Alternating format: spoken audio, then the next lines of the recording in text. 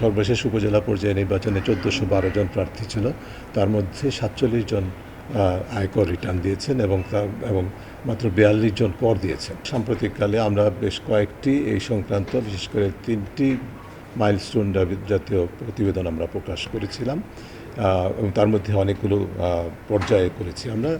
একটি হচ্ছে আমাদের একাদশ জাতীয় সংসদ যেটা শেষ হয়েছে তার মেয়াদ, সংসদ যে পর্যবেক্ষণ আমরা যে পার্লামেন্ট ওয়াচ কার্যক্রমটি করি তার এটা সর্বশেষ প্রতিবেদনটি আমরা সম্প্রতি প্রকাশ করেছি, পুরো মেয়াদের একটা বিশ্লেষণ।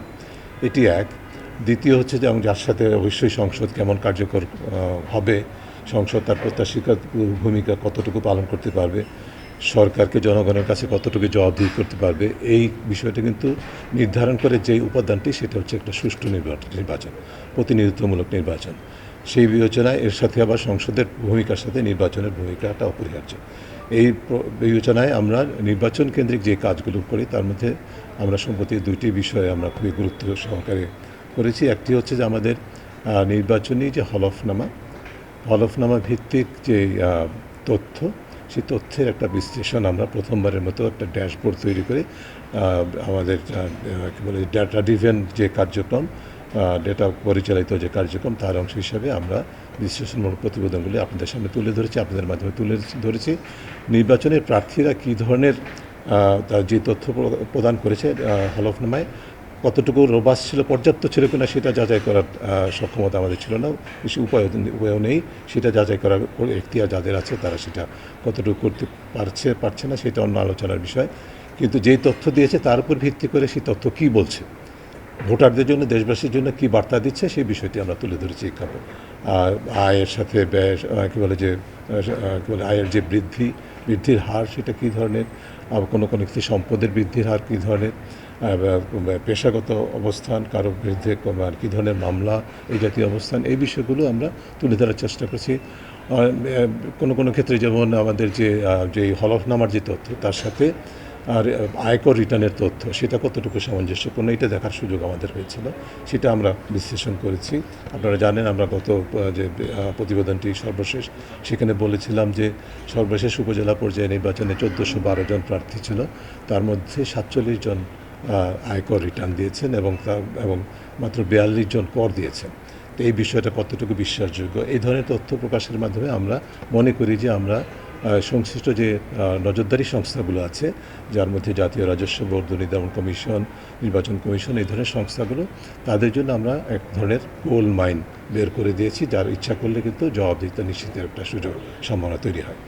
এই বিষয়গুলো আলোচিত হয়েছে। এর পাশাপাশি আরেকটি হচ্ছে যে আমাদের যেটা সবসময় আমরা করে থাকি, জাতীয় নির্বাচন যেটি হয়েছে ৭ই জানুয়ারি, সেই নির্বাচনে আমরা বিশ্লেষণমূলক যে প্রতিবেদন, আমরা নির্বাচন পর্যবেক্ষক সংস্থা না, আমরা যেটা করি যে নির্বাচনী প্রক্রিয়া পরিবীক্ষণ করি, যার মধ্যে আমরা দেখার চেষ্টা করি যে নির্বাচনী আইন যেটা আছে সেটা সংশ্লিষ্ট সকল অংশীজন কতটুকু প্রতিপালন করেছে, যার মধ্যে নির্বাচন কমিশন তো অবশ্যই কেন্দ্রীয় ভূমিকা, এর বাইরে সরকার, নির্বাচনকালীন সরকার, রাজনৈতিক দল, আইন প্রয়োগকারী সংস্থা, প্রশাসন, এই ধরনের গণমাধ্যম, অংশীজন, ভোটার্স, সকলের ভূমিকা কেমন ছিল সেগুলো আমরা পর্যবেক্ষণ করি এবং সেই পর্যবেক্ষণের ভিত্তি করে আমরা প্রতিবেদন প্রকাশ করেছি এবং সেটি সর্বশেষ সেটার প্রাথমিক প্রতিবেদনটি আপনাদের মাধ্যমে প্রকাশ করেছিলাম এবং পুরো প্রতিবেদনটা আমরা সম্প্রতি প্রকাশ করেছি কয়েকদিন আগে, সেটি নিয়ে আলোচনা হয়েছে। এই প্রেক্ষিতে যেহেতু নির্বাচন কমিশন প্রতিটা ক্ষেত্রেই তাদের ভূমিকা আছে এবং তারা বিষয়গুলোকে আমাদেরকে যেহেতু বলেছেন, তারা আমাদের গবেষণামূলক যেহেতু বিশ্লেষণমূলক মন্তব্য আমরা করি, সেই কারণে তারা আমাদের মন্তব্যগুলোকে, বিশ্লেষণগুলোকে, গবেষণা প্রতিবেদনগুলোকে গুরুত্ব দিয়ে থাকেন, আমাদেরকে সে কথা বলেছেন এবং আমাদের প্রতিবেদনের মাধ্যমে তারা নিজেদের উৎকর্ষ বিকাশের সুযোগ পান বলে আমাদেরকে বলেছেন। আমরা সেই কারণে গর্বিত। অ্যাট দ্য সেম টাইম তারাও আমাদেরকে যে সহায়তা করেন তথ্য প্রকাশের মাধ্যমে এবং বিশেষ করে আজকের মতো বৈঠকে আলোচনার মাধ্যমে, পারস্পরিক মত বিনিময়ের মাধ্যমে আরও আমাদের বিশেষ করে নির্বাচন কেন্দ্রিক আমাদের যে জাতীয় প্রত্যাশা, সেই জায়গায় আমরা একই বোটের যাত্রী হিসাবে আমরা নিজেদেরকে চিহ্নিত বা বিবেচনা মনে করেছি টিআইবি এবং নির্বাচন কমিশন। আর নির্বাচন কমিশন বলছেন তারা সুষ্ঠু নির্বাচন অংশগ্রহণ চায়, নির্বাচন হোক সেটি চায়, নিরপেক্ষ নির্বাচন হোক, অংশগ্রহণমূলক নির্বাচন হোক সেটি চায়, আমরাও সেটি চাই, জাতি যেন এই ধরনের নির্বাচন পায় যেখানে আসলে ভোটের যে অধিকার মানুষের সেটি সঠিকভাবে প্রতিপালিত হওয়ার মতো সুযোগ সৃষ্টি হয়। এই কারণে আমরা উভয় পক্ষে আমরা মনে করছি আমাদের লক্ষ্য উদ্দেশ্য একই রকম। আমাদের কাজের পদ্ধতির পার্থক্য আছে, আমাদের ক্ষমতা ইখতিয়ারের পার্থক্য আছে।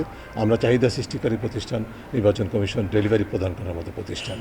তবে আমাদের উভয় পক্ষেই যেহেতু লক্ষ্য উদ্দেশ্য এক, সেই কারণে আমরা সহযোগী হিসেবে নিজেদেরকে মনে করছি। এই বিষয়ে আলোচনা হয়েছে এবং আমরা মনে করেছি যে এই আলোচনা অব্যাহত থাকবে। এই ধরনের সিদ্ধান্ত হয়েছে। আমরা এই আলোচনা ভবিষ্যতে অব্যাহত থাকবো, যাতে করে আমাদের মূল লক্ষ্য যেটি সেটি অর্জনে আমরা আরও উৎকর্ষ অর্জন করতে পারি।